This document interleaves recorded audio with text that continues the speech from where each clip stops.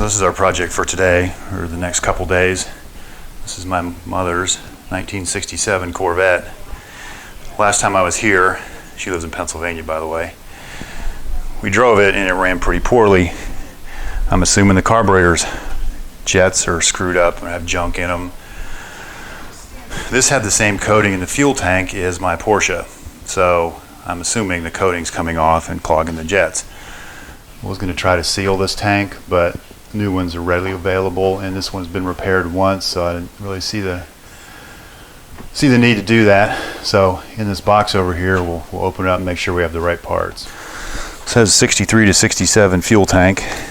You got to be careful though, because this tank can cause cancer and reproductive harm.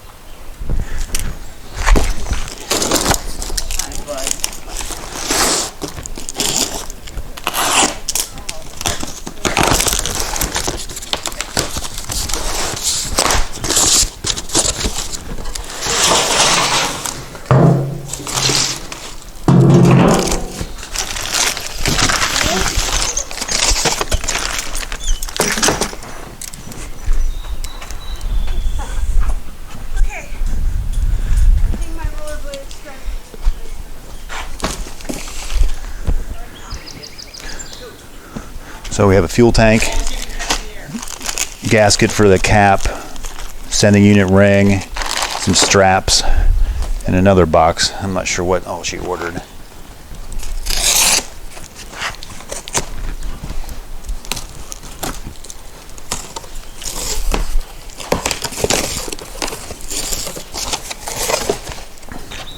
Guess we can tell where this came from.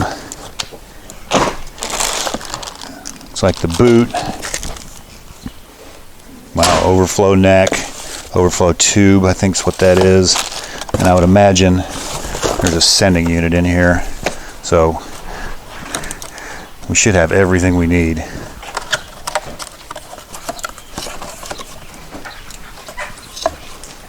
Yep. So the first order is to get this thing up in the air. See how much fuel is in it. She's already taken the spare tire out. The spare tire carrier, all that's going to have to come out. So let me get it jacked up first.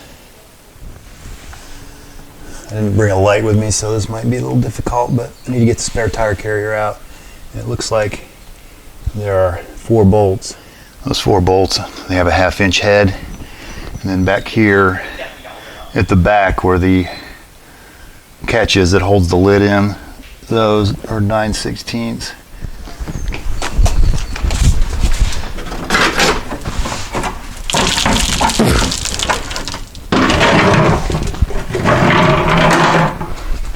So there's a cross member that'll have to come out. But first, we need to get the fuel out of this thing. How well that's going to show up. But it looks like it's about half full, and you can see it has that same, so it looks like the same stuff my Porsche had coated in it, which I had to take out. I'll put a card up here for those videos if anybody's interested in resealing a tank. So let me try to get the fuel out of this.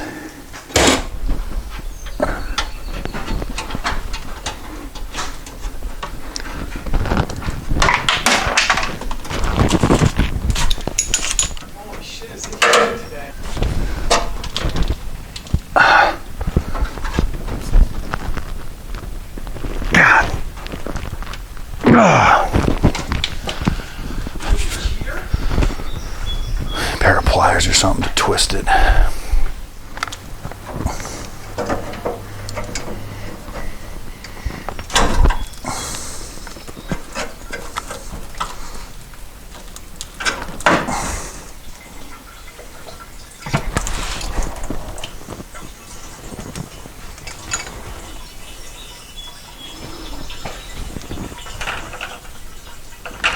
Yeah, it smells bad too. Now we wait. So most of the fuel's out. In the sending unit, there's a ground, and there are 2 other wires that just push on. And they appear to be little different sizes, so remember, I think we'll be able to see that on the new sending unit. So that's taken loose. And then there are 4 bolts that hold this cross member in. and 2 bolts on the straps. These are 9/16.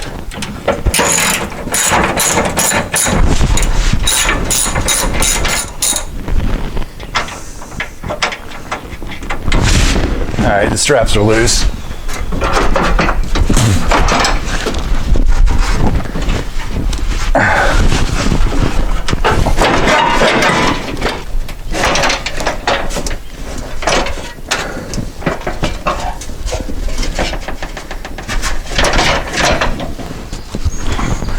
I don't remember this being so difficult on the last one of these I did.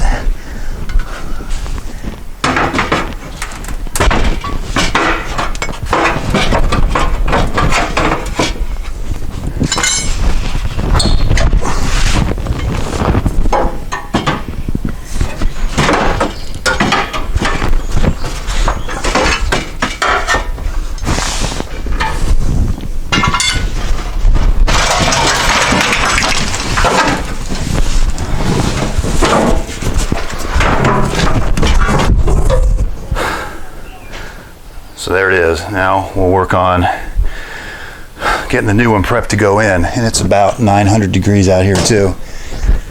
So that may be tomorrow. We have to reuse the old filler neck, but have a new gasket, which also came with new screws. So we will get that assembled, and then I think we can flip it over and put the sending unit on. The filler neck's on, and there's the gas tank filler neck boot. Again, can cause reproductive harm. Looks like that goes on. Got a new hose too, but not the little fitting that goes in there, so I'll reuse this fitting.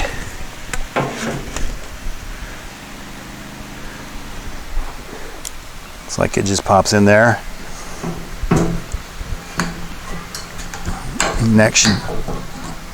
Boot should flip over here. We'll stick the hose on. I need to get this old gas tank out of here before I pass out, the way it smells. We have a new sending unit.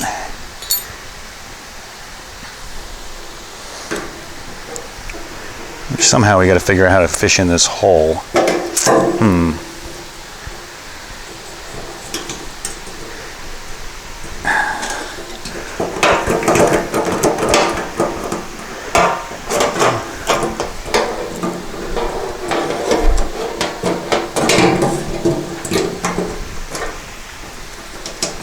then it has a notch, so it only goes one direction.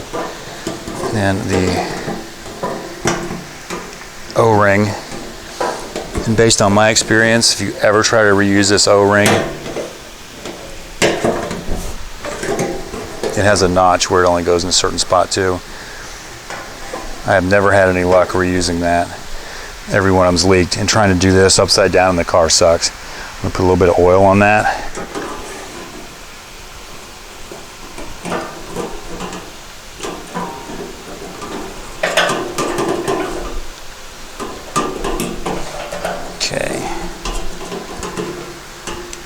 That in a notch, line that notch up.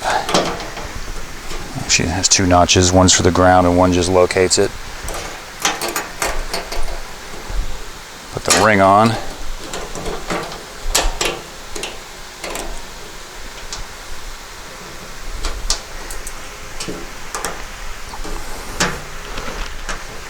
That baby's a tight fit too.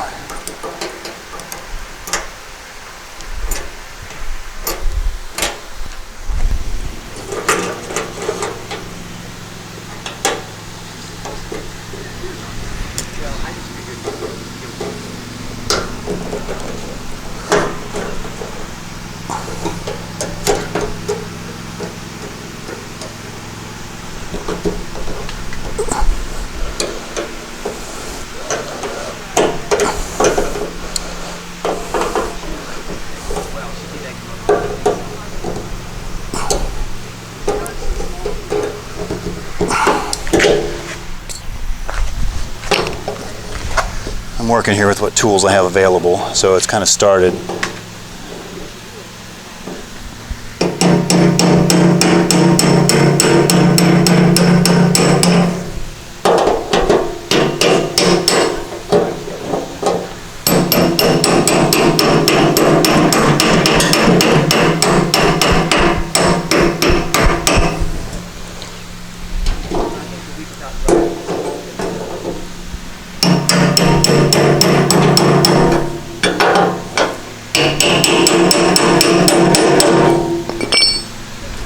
Alright, there's that. We can transfer the hose, and then I think we'll be ready to go back in the car.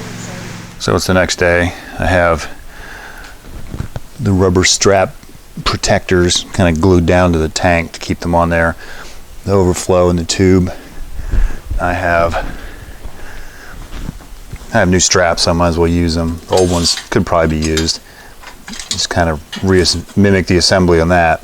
I have a feeling they're going to be a kind of a pain to bend, so I'm going to get them up in the car, and then we'll try to jam the tank in there.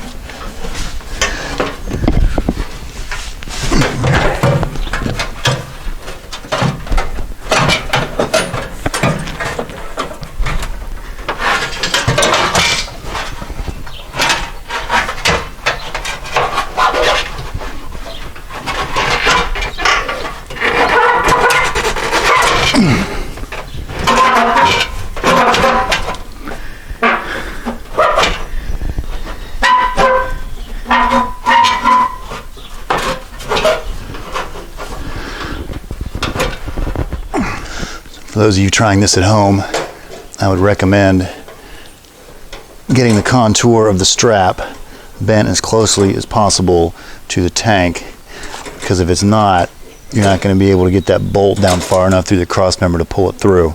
So we're going to try this again.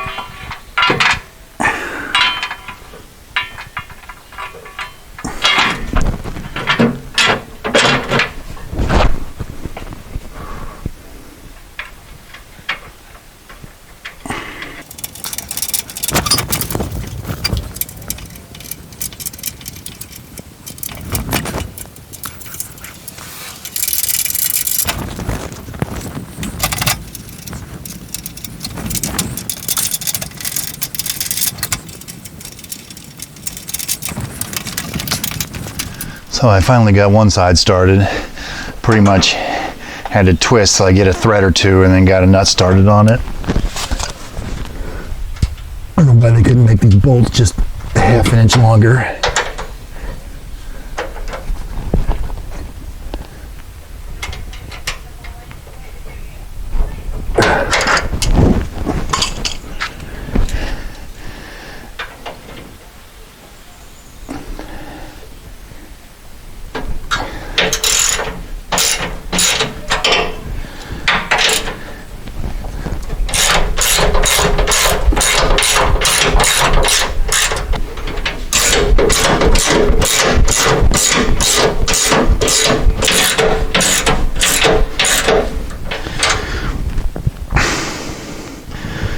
There's a anti-rattle pad or something that goes in here and up here. So now these straps are hopefully bent and contoured to the tank, I can loosen them and slide that stuff in.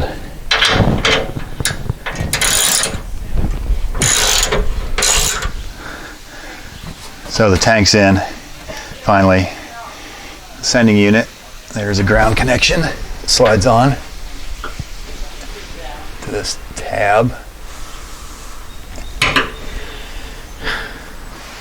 The posts for the sending unit itself are two different sizes, and they should pop on there.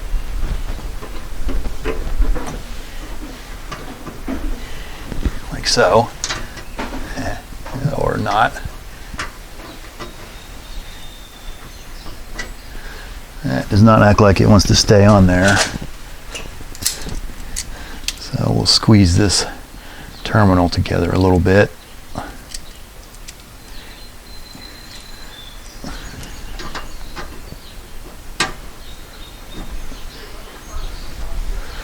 All right.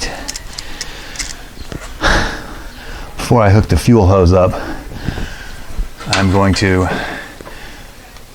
blow through this line over here and get all the old gas out of the line from here up to the front of the car. So this is the portion of the video where my microphone dies and I don't realize it.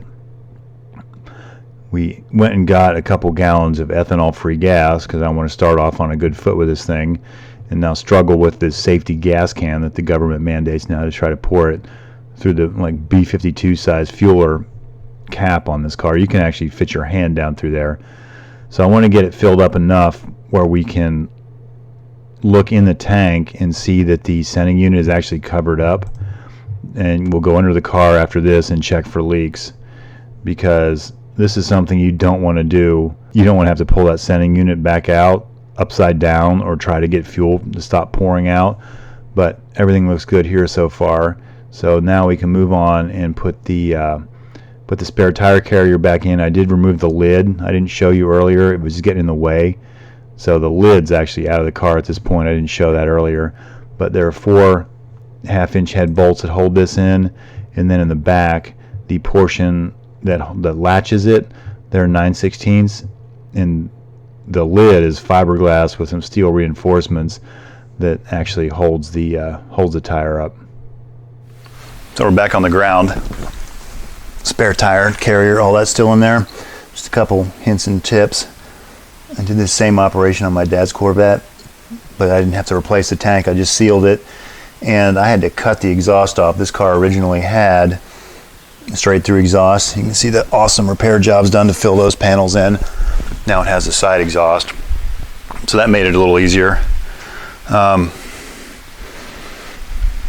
I took the line off. I had to cut this line years ago, and I was able to pump some out into a bottle before I attempted to start it to clear the rest of the fuel out of the pump, etc. This thing sat long enough. I was going to clean the bowl of the carburetor out, and the gasket disintegrated, and I was unable to find a gasket locally, so I made one, which actually seems to hold, but unfortunately looks like the accelerator pump diaphragm did not. So I'm going to be able to start this briefly, and then we'll have a little shower of fuel come out of there, but I figure y'all want to hear it run. Let's see if it'll start.